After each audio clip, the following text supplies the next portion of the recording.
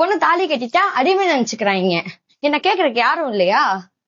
அம்மா, அண்ணே, அண்ணே என்னை கொடுமைப்படுத்துறாங்கண்ணே. ஏய், என்ன வாரத்துக்கு 2 தடவை உன் மாமியார் வீட்டுல சண்டை ஓட்டு இங்க வந்துட்டு இருக்க? எனக்கு போறதுக்கு என்னென்ன இருக்கு? இந்த வீட்டுக்கு வரக்கு எனக்கு உரிமை இல்லையா? அதெல்லாம் ஒரு மயிரும் கிடையாது. எந்திரிச்சு கிளம்பி. அப்பனா இந்த வீட்டுல எனக்கும் பங்கு இருக்குல்ல, சொத்தை பிரிச்சு கொடு, அப்பனா நான் போறேன். ஓ, சொத்தா?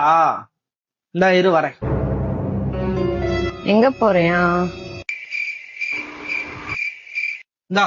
இல்ல எனக்கு சேர வேண்டிய சொத்து எல்லாம் சரியா இருக்குல்ல? அதெல்லாம் 50 லட்சம் ரூபா கரெக்டா இருக்கு. 50 லட்சம் இருக்கா? சரி சரி சரி சரி. ஆமா, அடுத்த வருஷத்துக்குள்ள இந்த 50 லட்சம் ரூபாய வட்டி முதலமா கட்டிடு. இல்லன்னா கடன்காரன் உன் வீட்டுல வந்து செருப்ப கழட்டி அடிப்பான். என்னன்னே சொல்ற? ஒப்ப நொட்டிட்டு வச்சிருக்கேன் சொத்து. இந்த வீட்டு மேல இருக்க கடன் மத்த கடன் எல்லாம் சேர்த்து மொத்தம் 1 கோடி ரூபா. அதுல உனக்கு 50 லட்சம், எனக்கு 50 லட்சம். அண்ணே, ஒரு நிமிஷம் பிடியே. ஏய், எங்க கிளம்புற? நான் என் புருஷன் வீட்டுக்கே போறேன்.